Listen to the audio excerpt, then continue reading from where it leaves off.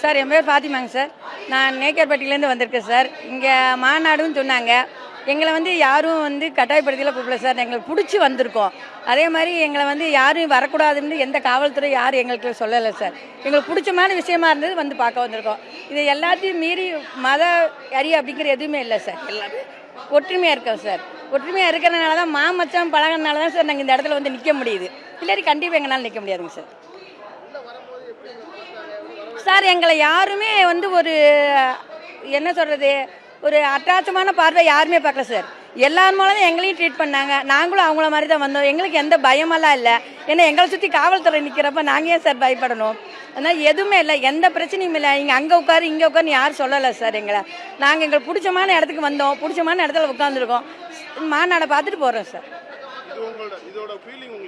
Sir எங்களுக்கு என்ன ஒரு உற்சாகம் கொடுத்த மாதிரி இருக்குது சார். மாநாடுங்கிறது எங்களுக்கு ஒரு உற்சாகம் தர மாதிரி இருக்குது.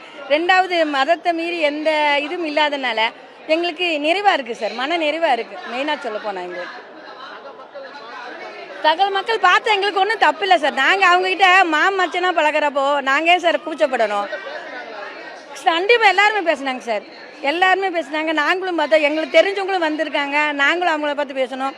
அவங்களும் எங்ககிட்ட பேசுனாங்க. வந்திருக்கீங்களா மாமின்னு கேட்டாங்க. வந்திருக்கோம் சார் அப்படின்னோம்.